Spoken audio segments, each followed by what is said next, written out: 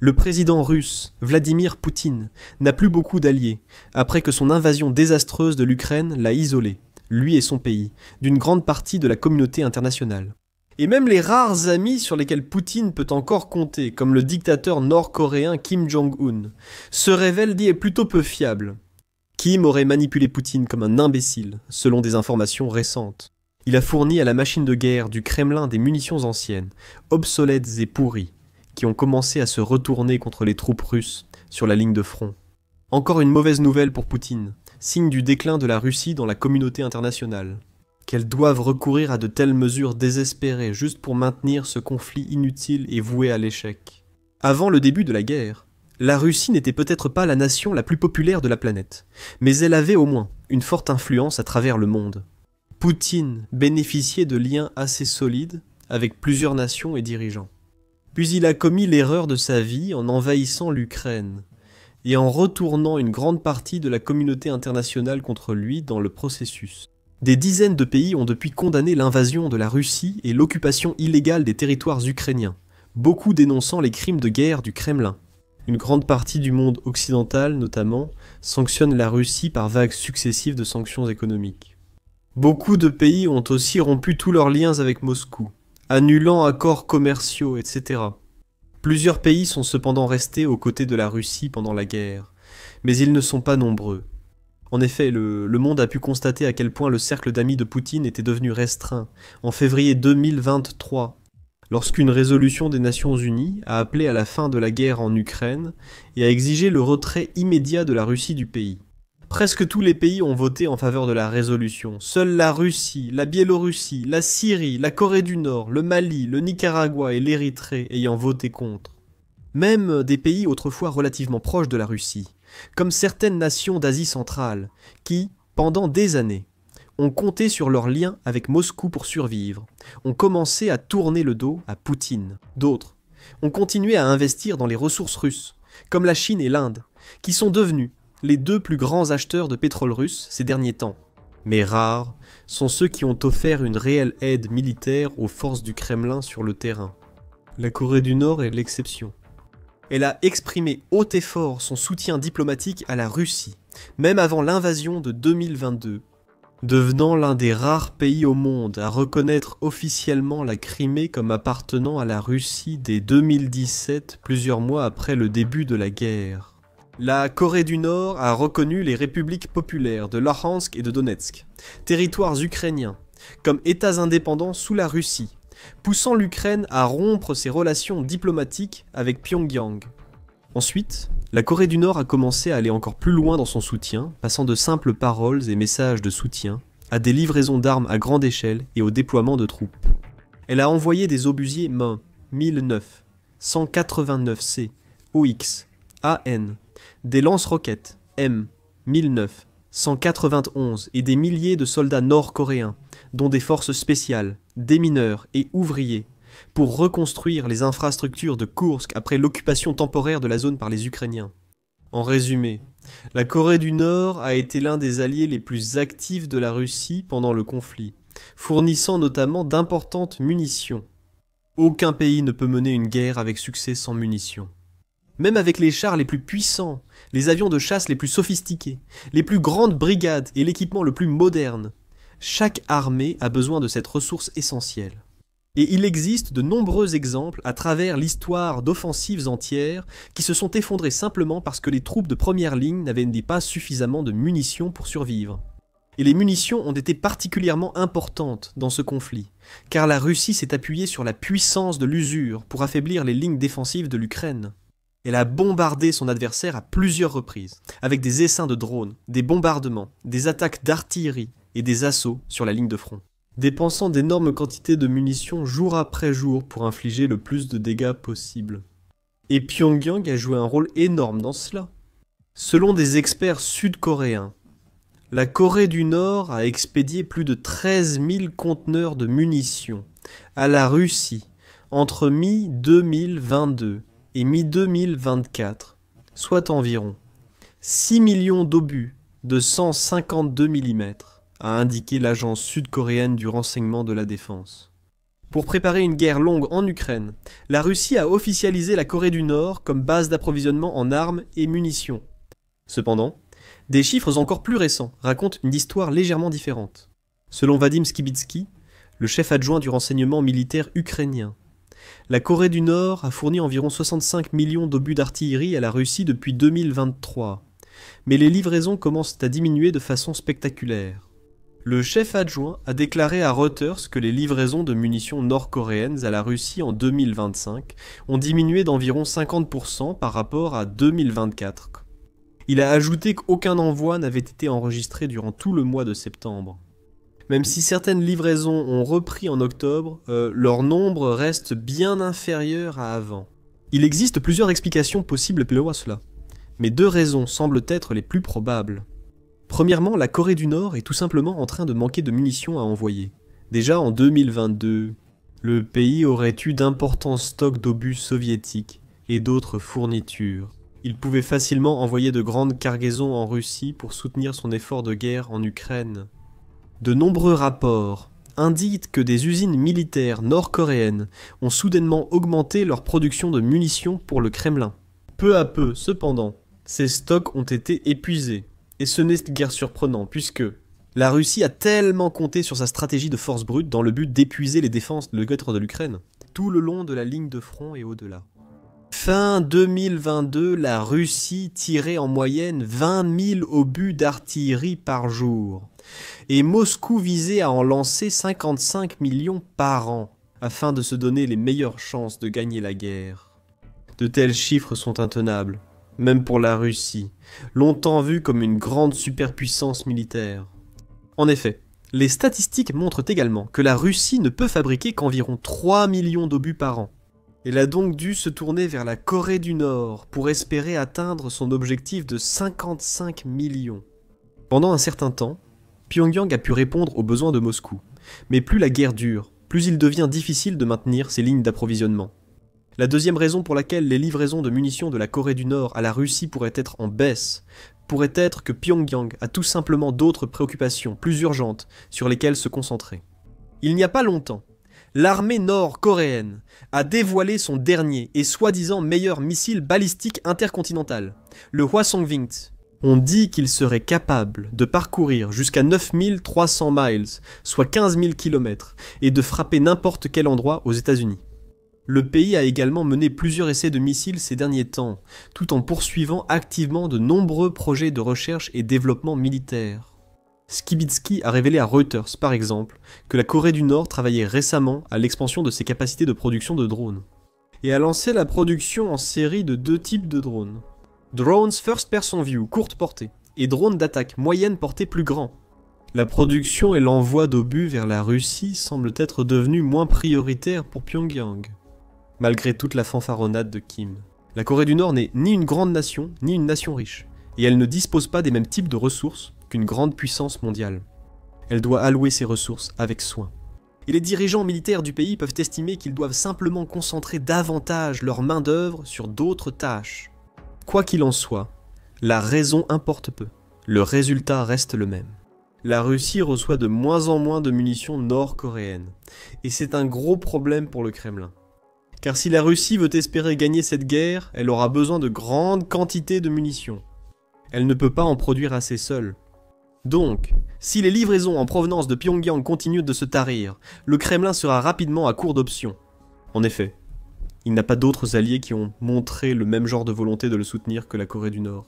Cela, à son tour, signifiera moins de livraisons de munitions vers des positions importantes le long des lignes de front. Les équipes d'artillerie et brigades mécanisées manqueront de munitions pour poursuivre leurs attaques contre les positions ukrainiennes. Les commandants du Kremlin devront adapter leurs plans à ces pénuries, réduisant peut-être la fréquence ou l'intensité de certaines offensives, ou relâchant la pression dans certaines zones pour concentrer les munitions sur les sites stratégiques clés. Cela pourrait ouvrir de nouvelles opportunités pour l'Ukraine de lancer des contre-offensives, ou de se regrouper, se réapprovisionner et renforcer ses lignes défensives, ou encore reconquérir des parcelles de territoire perdues, là où les munitions russes semblent manquer. En bref, cette baisse de l'approvisionnement risque d'être un coup dur pour la machine de guerre du Kremlin. Et il ne s'agit pas seulement de la quantité de munitions nord-coréennes, mais aussi de leur qualité. D'après les services de renseignement ukrainiens, près de la moitié des obus fournis par la Corée du Nord à la Russie sont très vieux et peu fiables. La Russie doit les rénover sur place plutôt que de les envoyer directement au front. Ce n'est pas ce que la Russie souhaite. Idéalement, les commandants du Kremlin voudraient recevoir des livraisons de Pyongyang et les envoyer directement vers des positions clés sur la ligne de front, prêtes à être lancées sur les bastions et positions ennemies immédiatement. Chaque fois qu'un nouveau lot de munitions arrive de Corée du Nord, des équipes d'ouvriers doivent essentiellement effectuer des contrôles de qualité, vérifiant si les obus sont même en état d'être utilisés. Nombre d'entre eux sont ensuite envoyés dans les installations militaires russes pour être améliorés avant d'être déployés au front. Donc, non seulement la Russie doit dépenser de l'argent pour acheter ses obus au départ, mais elle doit aussi consacrer encore plus de temps, d'argent et de ressources pour s'assurer qu'ils sont prêts à être déployés. De nombreux obus jugés aptes pour le front finissent malgré tout inutiles. Des fléchettes. Comme l'a noté l'analyste politique ukrainienne, Olena Krychanivska, dans un rapport de 2024, la Russie rencontre des problèmes avec l'augmentation de la production nationale d'armes et de munitions, comme le manque de main-d'œuvre qualifiée. Par exemple, Uralvaxevort, un fabricant de chars, a recruté 250 détenus d'une prison voisine pour combler le manque de main-d'œuvre. De plus, la Russie utilise beaucoup de munitions provenant de ses alliés, en particulier la Biélorussie, l'Iran et la Corée du Nord. Il a été signalé que la Corée du Nord a expédié environ 3000 obus de 152 mm depuis août dernier, et que ces usines tournent à plein régime. Parallèlement, des responsables ukrainiens ont indiqué qu'environ 50% des obus envoyés de Corée du Nord à la Russie sont défectueux. Cette histoire accuse et humilie la position militaire actuelle de la Russie dans le monde. Elle est censée être l'une des principales superpuissances militaires mondiales. Elle se vante d'une armée immense, de milliers de chars, de dizaines de milliers de blindés, de missiles avancés, d'artillerie, de défenses aériennes et de puissantes forces aériennes et navales. Pendant des décennies, des pays du monde entier ont été terrifiés rien qu'à l'idée d'un possible conflit avec la puissante machine de guerre russe. Aujourd'hui, cependant, le mythe de l'armée russe est en train de s'effondrer sous nos yeux. Non seulement la Russie peine toujours à réaliser des avancées notables sur le terrain en Ukraine et à vaincre un adversaire bien plus petit, elle doit même prendre des mesures désespérées et embarrassantes, comme acheter de vieilles munitions défectueuses à l'un de ses rares alliés, et comme tant d'autres aspects de la guerre de Poutine. Cette situation avec les munitions nord-coréennes est totalement insoutenable. Premièrement, comme je l'ai déjà dit, Pyongyang ne pourra pas indéfiniment envoyer des millions d'obus et munitions à la Russie. Elle n'a pas les stocks, ni les ressources, ou la capacité de production, comme le prouve le fait que les livraisons deviennent déjà plus petites et plus sporadiques. Deuxièmement, si la Corée du Nord parvient encore à envoyer des obus à Moscou, beaucoup resteront totalement défectueux. La Russie devra donc perdre plus de temps et de ressources à remettre ses obus en état, ou à les envoyer directement aux brigades de première ligne, et espérer qu'ils fonctionnent. Malheureusement pour la Russie, elle n'a pas vraiment d'autre choix. Elle compte aussi sur des alliés comme la Biélorussie et l'Iran, prêts à fournir certains approvisionnements et ressources. Il n'y a pas vraiment une longue file de pays désireux d'alimenter l'effort de guerre de Poutine. Donc la Russie devra soit se contenter des munitions de qualité F de la Corée du Nord, soit essayer de gagner une guerre avec seulement une fraction des munitions dont elle a besoin. Pendant ce temps, à Pyongyang, Kim Jong-un est probablement assez satisfait de la façon dont la guerre a tourné en sa faveur. De nombreux pays ont critiqué la Corée du Nord pour son implication dans la guerre et son soutien à la Russie. Selon Wi Sung-lak, ancien ambassadeur sud-coréen en Russie, l'alliance de Kim avec Poutine s'est avérée très avantageuse. Concernant Pyongyang, Wi a précisé que la Corée du Nord déclare produire chaque année environ 4 millions de tonnes de céréales, dont riz, orge et blé. Une grande partie de la production de riz est en fait des pommes de terre, laissant le pays dangereusement à court d'un aliment de base. Les 4 millions de tonnes de céréales que la Corée du Nord affirme produire chaque année sont en réalité inférieures d'environ 1 million de tonnes à ce dont elle a besoin pour nourrir le pays. Si la Russie fournit 60 000 à 70 000 tonnes de riz, cela couvrirait plus de la moitié des besoins annuels de la Corée du Nord. Il a ajouté que, bien que la Corée du Nord ait récemment souffert d'une pénurie alimentaire, la situation a probablement été améliorée grâce à ses accords avec la Russie. En vendant quelques conteneurs d'obus d'artillerie, Pyongyang peut se permettre bien plus que des centaines de milliers de tonnes de riz. Nous pensons aussi que Kim Jong-un peut désormais considérer avoir déjà beaucoup aidé la Russie. Il peut compter sur Poutine pour lui rendre l'appareil. Si une guerre éclate avec la Corée du Sud, la Corée du Nord pourra dire qu'elle a combattu pour la Russie. En cas de guerre dans la péninsule coréenne, la Corée du Nord peut désormais compter sur l'aide de la Russie. Cela reste à voir, mais l'alliance entre la Russie et la Corée du Nord devrait se maintenir dans un avenir proche. Comme l'a révélé Skibitsky dans son interview à Reuters, les responsables nord-coréens ont suivi de près les événements en Ukraine et essaient d'apprendre autant qu'ils le peuvent de ce conflit. Pyongyang a observé l'utilisation des drones par la Russie contre son adversaire et applique ses connaissances pour construire ses propres sites de production de drones. Nous ignorons encore combien de drones la Corée du Nord produit. Il est tout à fait possible que le pays puisse fournir un nombre important de drones à la Russie, ce qui pourrait, en théorie, rendre les essaims de Moscou encore plus grands et peut-être plus meurtriers. En même temps, si la moitié des obus d'artillerie nord-coréens sont défectueux, il est facile d'imaginer que les drones du pays pourraient aussi s'avérer peu fiables et potentiellement problématiques pour la Russie. Le Kremlin pourrait encore une fois être parmi les perdants dans cet accord. Investir dans des drones basiques défectueux, qu'il doit ensuite réparer et améliorer, prend plus de temps et d'argent avant qu'il ne soit de prêt au combat. La Russie prévoit aussi d'accueillir près de 12 000 travailleurs nord-coréens d'ici fin 2025. Ces ouvriers occuperont des postes dans des entreprises autour de la zone économique spéciale d'Alabuga, au Tatarstan, où la Russie fabrique un grand pourcentage des drones qu'elle utilise pour attaquer l'Ukraine, comme l'a révélé un récent message sur Telegram de la direction principale du renseignement ukrainien. La direction principale du renseignement. D'ici fin 2025, la Fédération de Russie prévoit d'attirer environ 12 000 travailleurs nord-coréens dans la zone économique spéciale d'Alabuga, au Tatarstan. C'est à Alabuga que sont fabriqués les drones longue portée de type Shahed-Garand, avec lesquels l'armée russe mène des attaques terroristes contre les infrastructures civiles de l'Ukraine. Pour discuter des détails de la vente de main-d'œuvre. Fin octobre, le ministère russe des Affaires étrangères a réuni des responsables locaux et des représentants de Xi'an Technology Trade Company, chargés de recruter des travailleurs coréens.